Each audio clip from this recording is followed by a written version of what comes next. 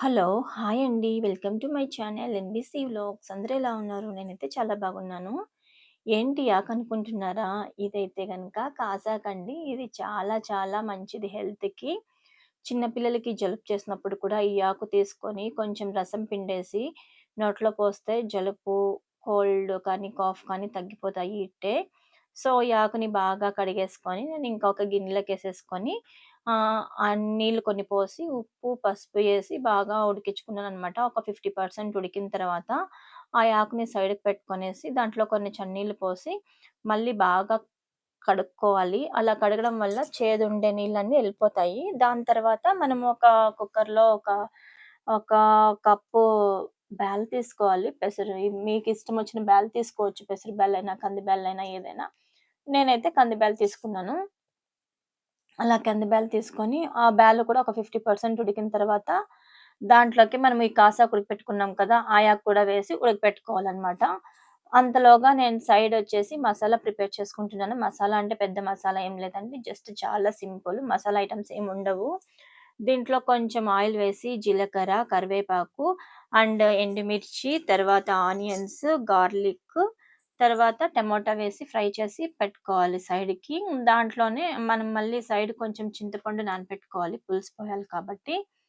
దీంట్లోకే ఇప్పుడు మిక్సీలోకి మనం ఆడించుకున్నాం. మనం ఇందాక వేయించుకున్నది ఫ్రై అంతా మిక్సీలో కొంచెం ఎండు కొబ్బరైనా, పచ్చి కొబ్బరైనా మీకు నచ్చింది ఏదైనా కొబ్బరి వేసుకొని ఫ్రై చేసుకున్న మసాలా అంతా దీంట్లోకి వేసి గ్రైండ్ చేసుకోవాలి. దాంట్లోకే కొంచెము కారము, కొంచెం అలాగే సాంబార్ పొడి, కొంచెం అంటే కొంచెం అండి. చాలా కొంచెము ధనియాల పొడి వేయాల్సుంటది. అవన్నీ వేసి, అలాగే కొత్తిమీర వేసి ఆడించుకోవాలనమాట. అది ఆడించుకున్న తర్వాత, మనము బ్యాళ్ళు, ఆకు 2 కలిపి ఉడికించుకున్నాం కదా! అది వంపేసుకొనేసి, ఆ నీళ్ళలోకి ఈ రసం కలిపి తిరువాత పెట్టేసుకోవాలి. అంతే. ఇక్కడ నేను చేస్తాను చూడండి మీకర్థమవుతది. నేను చెప్పేది అర్థం కాకపోయినా కూడా ఇక్కడ చేసి చూపిస్తున్నాను. మిక్సీలో వేసిందంతా మిక్సీ పట్టేసిన తర్వాత నేనిక్కడ రాగి ముద్దకు పెట్టాను కాబట్టి కోల్డ్ అయిందని చెప్పాను కదా! సో, ఆ రసానికి రాగి ముద్దకి బాగుంటుంది కాంబినేషన్ అనేసి నేను రాగి ముద్ద చేస్తున్నాను. ఇలా అనమాట. నేను కుక్కర్‌లో పెట్టాను కదా! బ్యాళ్ళు కొంచెం 50% ఉడికించుకున్న తర్వాత మరి ఆకు కూడా దాంట్లోకే వేసేసాను. సో, అలా నీళ్ళు వంపేసుకోవాలి ఒక గిన్నెలో పెట్టేసి. ఒక హోల్స్ ఉన్న గిన్నెలోకి పోసేస్తే నీళ్ళన్నీ వంపేసుకోవచ్చు ఈజీగా ఒక గిన్నెలోకి.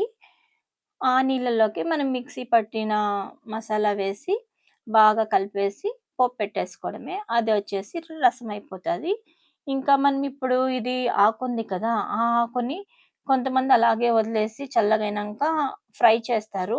నేనైతే ఇంక అంత టైం లేదు కదా! అనేసి ఇంకా కొన్ని నీళ్లు పిండేసుకొనేసి చేత్తో ఆ పళ్యానికి పోపు పెట్టేసుకున్నాననమాట. అలా చల్లగా చేశాను కొంతసేపు. ఎందుకంటే అట్లే వేడి మీద రసాన్ని పిండేయడం కష్టం కాబట్టి, చూడండి అలా పెట్టేసి పిండేసుకున్నాను. అలా పిండేసుకున్న తర్వాత ఇంకా రాగి ముద్ద అవుతూ ఉంది. దాన్ని కూడా మధ్య మధ్యలో చూస్తూ ఉన్నాను. ఇక్కడ నీళ్లు పిండుతూ ఉన్నాను. మీకు కనిపించలేదు. ఆ క్లిప్ పైకెళ్ళిపోయింది. సో, పిండి ఇక్కడ ప్లేట్‌లో వేస్తాననమాట. నీళ్ళ రసం అంతా పిండేసి.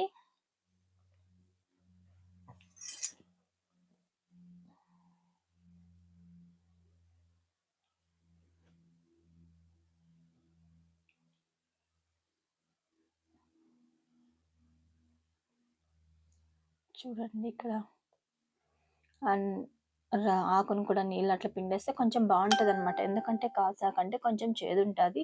అందుకే ఫస్ట్ ఉడకపెట్టుకొనేసి కొంచెం నీళ్ళేసి ఉడకబెట్టుకొని ఒక 50-60% ఉడికిన తర్వాత మరి ఆ నీళ్లు పారేసి ఇంకో గిన్నెలోకేసుకొని మళ్ళీ దాన్ని చన్నీళ్ళతో కడగాలంట.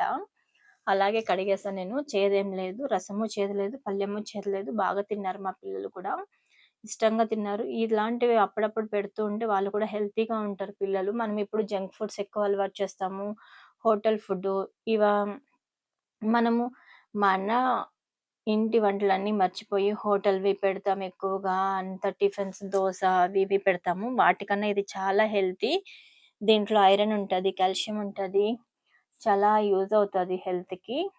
ఇలాంటివి తింటే పిల్లలకి కూడా ఇమ్యూనిటీ పవర్ చాలా బాగా పెరుగుతదనమాట. సో, మాకెప్పుడైనా ఇలాంటి ఆకుకూరలు చిక్కితే మేము ఖచ్చితంగా తెస్తాము. తెచ్చి చేస్తాం ఇంట్లో.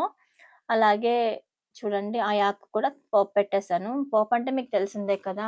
ఎండుమిర్చి, పచ్చిమిర్చి, తెల్లగడ్డ, ఆనియన్స్ అవన్నీ వేసి పోపు పెట్టాను. ఇంకేమంటే దాని పైన చట్నీ పొడి చల్లితే బావుంటది. చట్నీ పొడి అంటే ఏమీ లేదండి. మన ఆంధ్ర వాళ్ళైతే కారం పొడి అంటాం కదా!